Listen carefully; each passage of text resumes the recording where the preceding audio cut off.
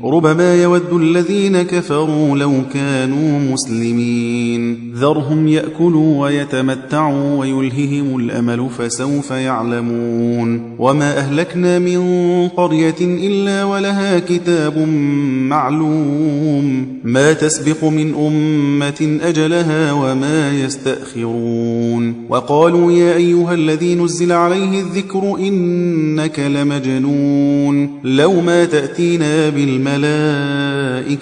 إن كنت من الصادقين ما ننزل الملائكة إلا بالحق وما كانوا إذا منظرين إنا نحن نزلنا الذكر وإنا له لحافظون ولقد أرسلنا من قبلك في شيع الأولين وما يأتيهم من رسول إلا كانوا به يستهزئون كذلك نسلكه في قلوب المجرمين لا يؤمنون به وقد خلت سنة الأولين ولو فتحنا عليهم بابا من السماء فظلوا فيه يعرجون لقالوا إنما سكرت أبصارنا بل نحن قوم مسحورون ولقد جعلنا في السماء بروجا وزيناها للناظرين وحفظناها من كل شيطان رجيم إلا من استرق السمع فأتبعه شهاب مبين والأرض مددناها وألقينا فيها رواسي وأنبتنا فيها من كل شيء موزون وجعلنا لكم فيها معايش ومن لستم له برازقين وإن من شيء إلا عندنا خزائنه وما ننزله إلا بقدر معلوم وأرسلنا الرياح لواقح فأنزلنا من السماء ماء فأسقيناكموه وما أنتم له بخازنين وإنا لنحن نحيي ونميت ونحن الوارثون ولقد علمنا المستقدمين منكم ولقد علمنا المستأخرين وإن ربك هو يحشرهم إنه حكيم عليم ولقد خلقنا الإنسان من صلصال من حمأ مسنون والجان خلقناه من قبل من نار السموم وإذ قال ربك للملائكة إني خالق بشرا من صلصال من حمأ مسنون فإذا سويته ونفخت فيه من روحي فقعوا له ساجدين فسجد الملائكة كلهم أجمعون إلا إبليس أبى أن يكون مع الساجدين قال يا إبليس ما لك ألا تكون مع الساجدين قال لم أكن لأسجد لبشر خلقته من صلصال من حمأ مسنون قال فاخرج منها فإنك رجيم وإن عليك اللعنة إلى يوم الدين قال رب فأنظرني إلى يوم يبعثون قال فإنك من المنظرين إلى يوم الوقت المعلوم قال رب بما أغويتني لأزينن لهم في الأرض ولأغوينهم أجمعين إلا عبادك منهم المخلصين قال هذا صراط علي مستقيم إن عبادي ليس لك عليهم سلطان إلا من اتبعك من الغاوين وإن جهنم لموعدهم أجمعين لها 7 أبواب لكل باب منهم جزء مقسوم إن المتقين في جنات وعيون ادخلوها بسلام آمنين ونزعنا ما في صدورهم من غل إخوانا على سرر متقابلين لا يمسهم فيها نصب وما هم منها بمخرجين نبئ عبادي أني أنا الغفور الرحيم وأن عذابي هو العذاب الأليم ونبئهم عن ضيف إبراهيم إذ دخلوا عليه فقالوا سلاما قال إنا منكم وجلون قالوا لا توجل إنا نبشرك بغلام عليم قال أبشرتموني على أن مسني الكبر فبم تبشرون قالوا بشرناك بالحق فلا تكن من القانطين قال ومن يقنط من رحمة ربه إلا الضالون قال فما خطبكم أيها المرسلون قالوا إنا أرسلنا إلى قوم مجرمين إلا آل لوط إنا لمنجوهم أجمعين إلا امرأته قدرنا إنها لمن الغابرين فلما جاء آل لوط المرسلون قال إنكم قوم منكرون قالوا بل جئناك بما كانوا فيه يمترون وأتيناك بالحق وإنا لصادقون فأسر بأهلك بقطع من الليل واتبع أدبارهم ولا يلتفت منكم أحد وامضوا حيث تؤمرون وقضينا إليه ذلك الأمر أن دابر هؤلاء مقطوع مصبحين وجاء أهل المدينة يستبشرون قال إن هؤلاء ضيفي فلا تفضحون واتقوا الله ولا تخزون قالوا أولم ننهك عن العالمين قال هؤلاء بناتي إن كنتم فاعلين لعمرك إنهم لفي سكرتهم يعمهون فأخذتهم الصيحة مشرقين فجعلنا عاليها سافلها وأمطرنا عليهم حجارة من سجيل إن في ذلك لآيات للمتوسمين وإنها لبسبيل مقيم إن في ذلك لآية للمؤمنين وإن كان أصحاب الأيكة لظالمين فانتقمنا منهم وإنهما لبإمام مبين ولقد كذب أصحاب الحجر المرسلين وآتيناهم آياتنا فكانوا عنها معرضين وكانوا ينحتون من الجبال بيوتا آمنين فأخذتهم الصيحة مصبحين فما أغنى عنهم ما كانوا يكسبون وما خلقنا السماوات والأرض وما بينهما إلا بالحق وإن الساعة لآتية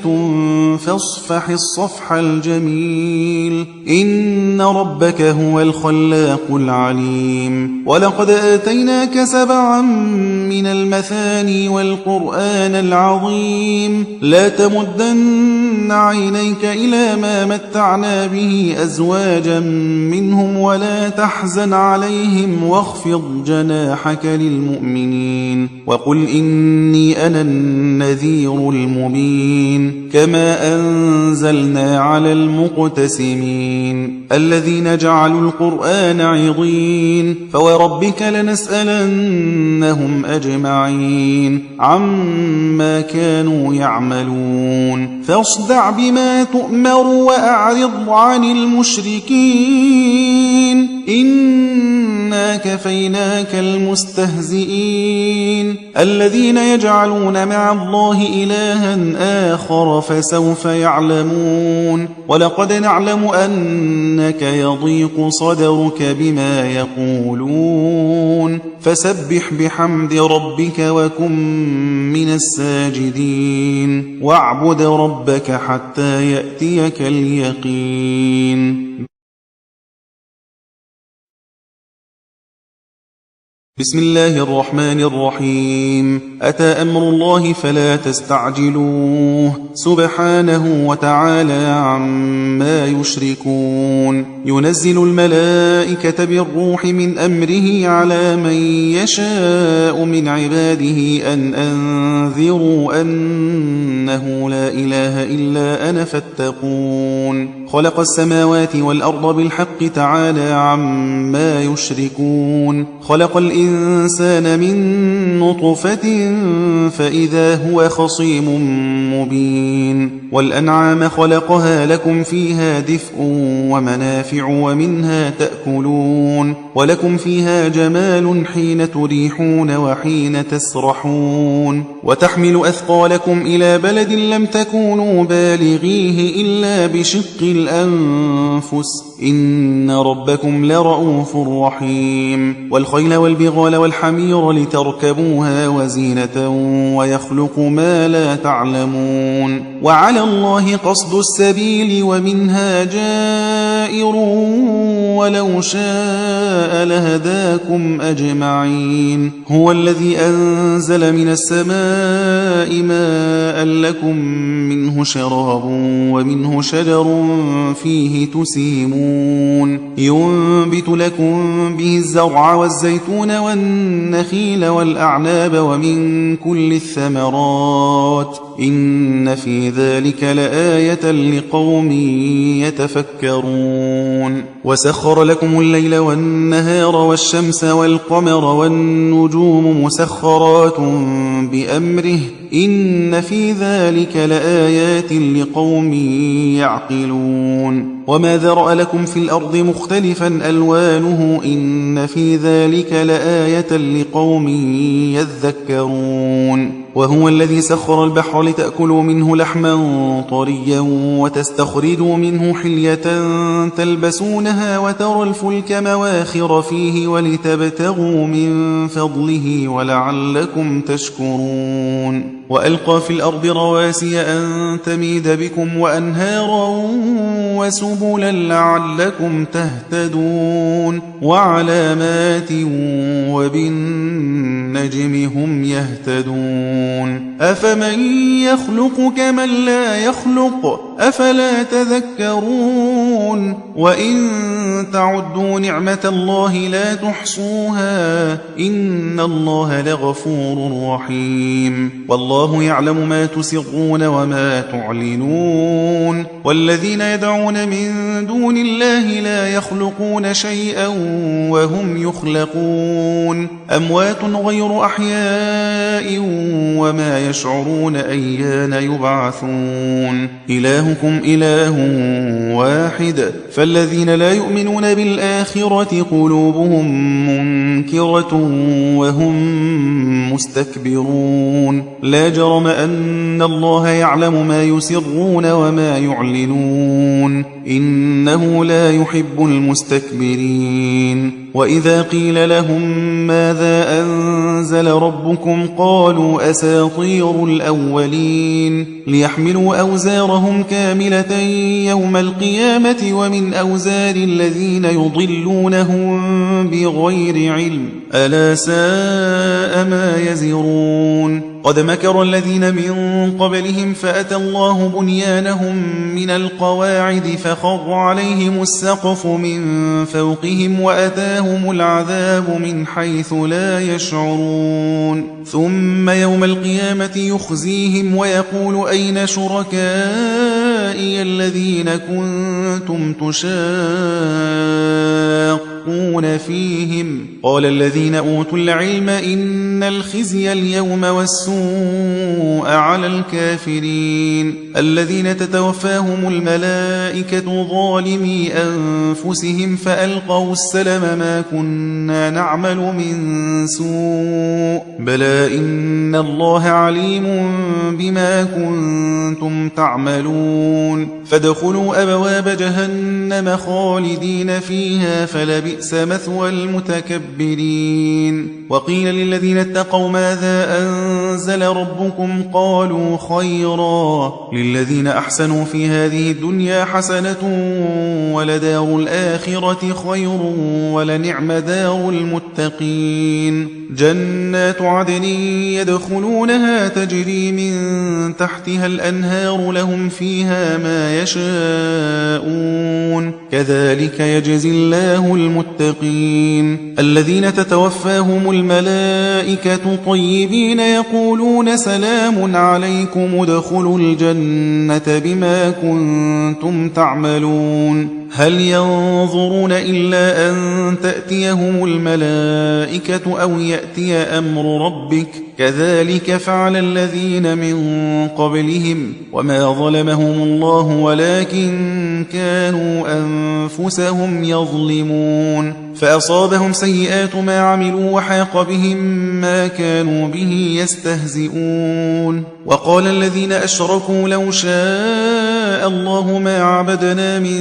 دونه من شيء نحن ولا آباؤنا ولا حرمنا من دونه من شيء كذلك فعل الذين من قبلهم فهل على الرسل إلا البلاغ المبين. ولقد بعثنا في كل أمة رسولا أن اعبدوا الله واجتنبوا الطاغوت فمنهم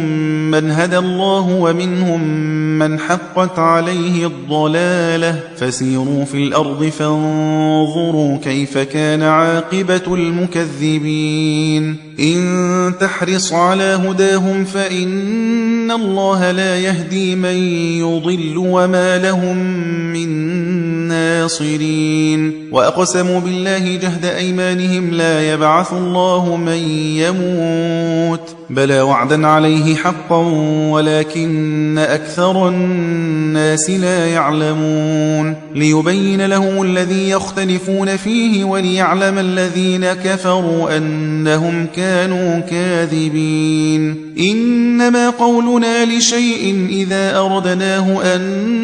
نقول له كن فيكون. والذين هاجروا في الله من بعد ما ظلموا لنبوئنهم في الدنيا حسنة ولأجر الآخرة أكبر لو كانوا يعلمون. الذين صبروا وعلى ربهم يتوكلون. وما أرسلنا من قبلك إلا رجالا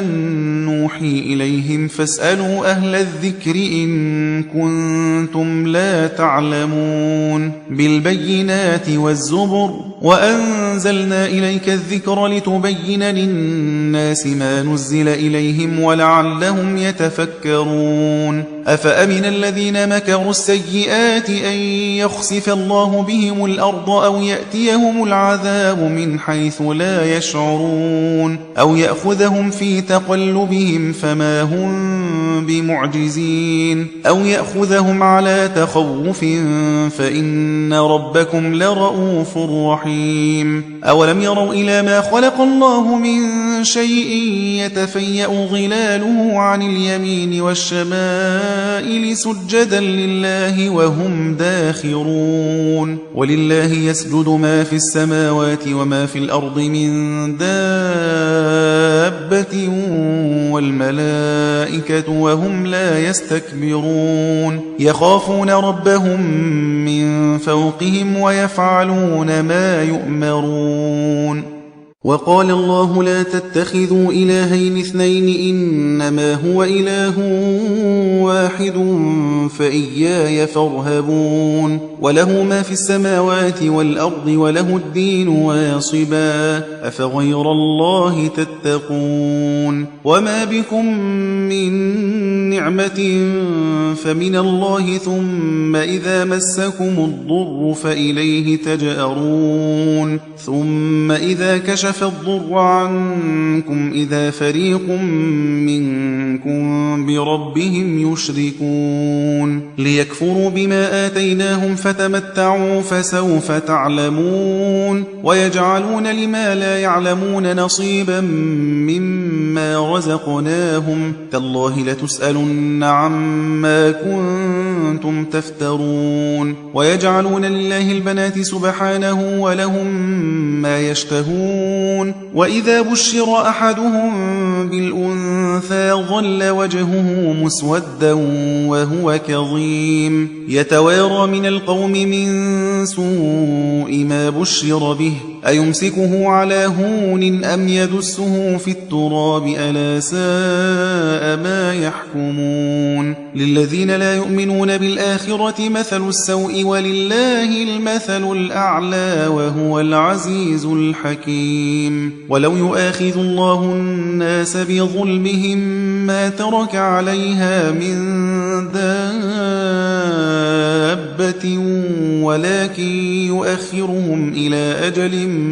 مسمى فإذا جاء أجلهم لا يستأخرون ساعة ولا يستقدمون ويجعلون لله ما يكرهون وتصف ألسنتهم الكذب أن لهم الحسنى لا جرم أن لهم النار وأنهم مفرطون تالله لقد أرسلنا إلى من قبلك فزين لهم الشيطان أعمالهم فهو وليهم اليوم ولهم عذاب أليم وما أنزلنا عليك الكتاب إلا لتبين لهم الذي اختلفوا فيه وهدى ورحمة لقوم يؤمنون والله أنزل من السماء ماء فأحيا به الأرض بعد موتها إن في ذلك لآية لقوم يسمعون وإن لكم في الأنعام لعبرة نسقيكم مما في بطونه من بين فرث ودم لبنا خالصا سائغا للشاربين ومن ثمرات النخيل والأعناب تتخذون منه سكرا ورزقا حسنا إن في ذلك لآية لقوم يعقلون وأوحى ربك إلى النحل أن اتخذي من الجبال بيوتا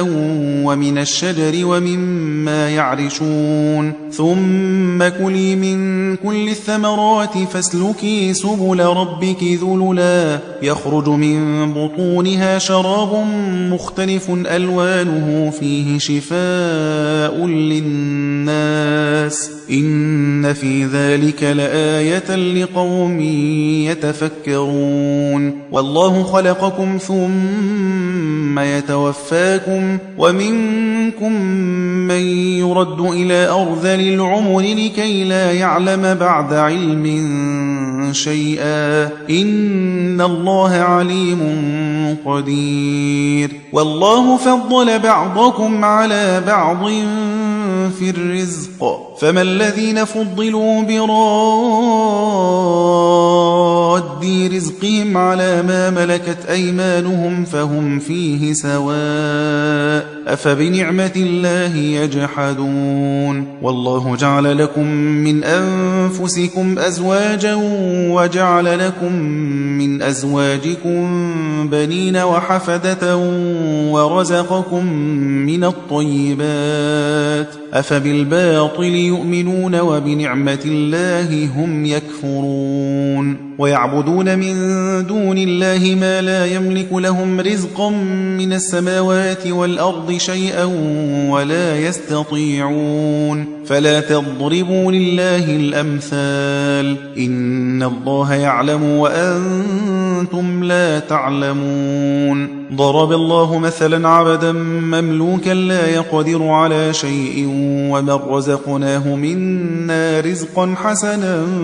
فهو ينفق منه سرا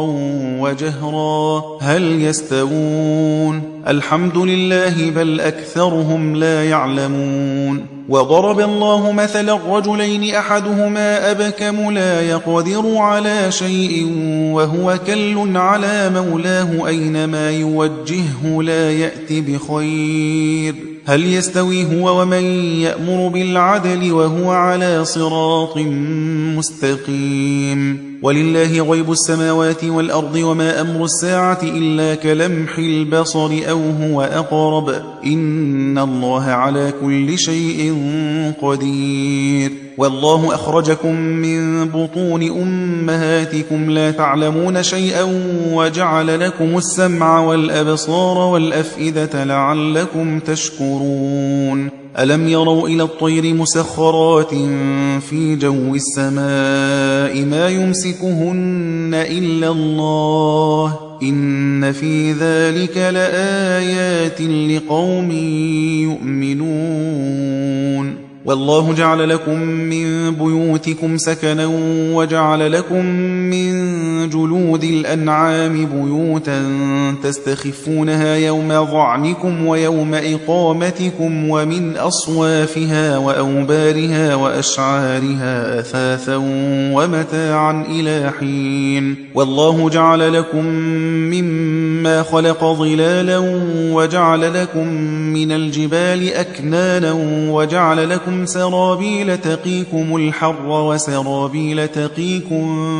بأسكم كذلك يتم نعمته عليكم لعلكم تسلمون فإن تولوا فإنما عليك البلاغ المبين يعرفون نعمة الله ثم ينكرونها وأكثرهم الكافرون ويوم نبعث من كل أمة شهيدا ثم لا يؤذن للذين كفروا ولا هم يستعتبون وإذا رأى الذين ظلموا العذاب فلا يخفف عنهم ولا هم ينظرون وإذا رأى الذين أشركوا شركاءهم قالوا ربنا هؤلاء شركاؤنا الذين كنا ندعو من دونك فألقوا إليهم القول إنكم لكاذبون وألقوا إلى الله يومئذ السلم وضل عنهم ما كانوا يفترون الذين كفروا وصدوا عن سبيل الله زدناهم عذابا فوق العذاب بما كانوا يفسدون ويوم نبعث في كل أمة شهيدا عليهم من أنفسهم وجئنا بك شهيدا على هؤلاء ونزلنا عليك الكتاب تبيانا لكل شيء وهدى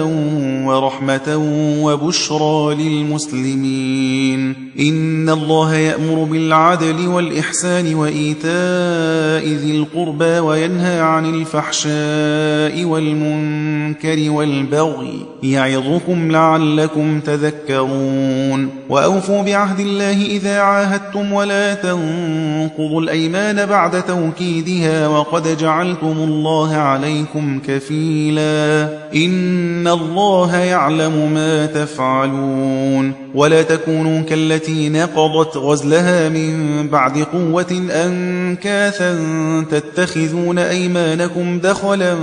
بينكم أن تكون أمة هي أربى من أمة إنما يبلوكم الله به وليبينن لكم يوم القيامة ما كنتم فيه تختلفون ولو شاء الله لجعلكم أمة واحدة ولكن يضل من يشاء ويهدي من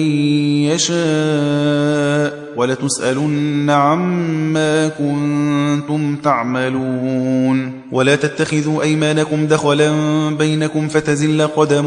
بعد ثبوتها وتذوقوا السوء بما صددتم عن سبيل الله ولكم عذاب عظيم ولا تشتروا بعهد الله ثمنا قليلا إنما عند الله هو خير لكم إن كنتم تعلمون ما عندكم ينفد وما عند الله باق ولنجزين الذين صبروا أجرهم بأحسن ما كانوا يعملون من عمل صالحا من ذكر أو أنثى وهو مؤمن فلنحيينه حياة طيبة ولنجزينهم أجرهم بأحسن ما كانوا يعملون فإذا قرأت القرآن فاستعذ بالله من الشيطان الرجيم إنه ليس له سلطان على الذين آمنوا وعلى ربهم يتوكلون إنما سلطانه على الذين يتولونه والذين هم به مشركون وإذا بدلنا آية مكان آية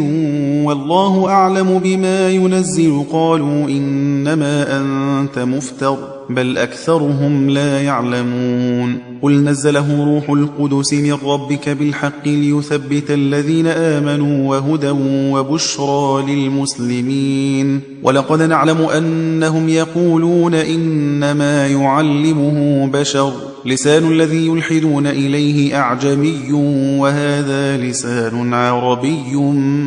مبين إن الذين لا يؤمنون بآيات الله لا يهديهم الله ولهم عذاب أليم إنما يفتري الكذب الذين لا يؤمنون بآيات الله وأولئك هم الكاذبون من كفر بالله من بعد إيمانه إلا من أكره وقلبه مطمئن بالإيمان ولكن من شرح بالكفر صدرا فعليهم غضب من الله ولهم عذاب عظيم ذلك بأنه مستحب الحياة الدنيا على الآخرة وأن الله لا يهدي القوم الكافرين أولئك الذين طبع الله على قلوبهم وسمعهم وأبصارهم وأولئك هم الغافلون لا جرم أنهم في الآخرة هم الخاسرون ثم إن ربك للذين هاجروا من بعد ما فتنوا ثم جاهدوا وصبروا إن ربك من بعدها لغفور رحيم يوم تأتي كل نفس تجادل عن نفسها وتوفى كل نفس ما عملت وهم لا يظلمون وضرب الله مثلا قرية كانت آمنة مطمئنة يأتيها رزقها رغدا من كل مكان فكفرت بأنعم الله فأذاقها الله لباس الجوع والخوف بما كانوا يصنعون ولقد جاءهم رسول منهم فكذبوه فأخذهم العذاب وهم ظالمون فكلوا مما رزقكم الله حلالا طيبا واشكروا نعمة الله إن كنتم إياه تعبدون إنما حرم عليكم الميتة والدم ولحم الخنزير وما أهل لغير الله به فمن اضطر غير باغ ولا عاد فإن الله غفور رحيم ولا تقولوا لما تصف ألسنتكم الكذب هذا حلال وهذا حرام لتفتروا على الله الكذب إن الذين يفترون على الله الكذب لا يفلحون متاع قليل ولهم عذاب أليم وعلى الذين هادوا حرمنا ما قصصنا عليك من قبل وما ظلمناهم ولكن كانوا أنفسهم يظلمون ثم إن ربك للذين عملوا السوء بجهالة ثم تابوا من بعد ذلك وأصلحوا إن ربك من بعدها لغفور رحيم إن إبراهيم كان أمة أمة قانتا لله حنيفا ولم يك من المشركين شاكرا لأنعمه اجتباه وهداه إلى صراط مستقيم وآتيناه في الدنيا حسنة وإنه في الآخرة لمن الصالحين ثم أوحينا إليك أن اتبع ملة إبراهيم حنيفا وما كان من المشركين إنما جعل السبت على الذين اختلفوا فيه وإن ربك ليحكم بينهم يوم القيامة فيما كانوا فيه يختلفون ادع إلى سبيل ربك بالحكمة والموعظة الحسنة وجادلهم بالتي هي أحسن إن ربك هو أعلم بمن ضل عن سبيله وهو أعلم بالمهتدين وإن عاقبتم فعاقبوا بمثل ما عوقبتم به ولئن صبرتم لهو خير للصابرين واصبر وما صبرك إلا بالله ولا تحزن عليهم ولا تك في ضيق مما يمكرون إن الله مع الذين اتقوا والذين هم محسنون صدق الله العظيم.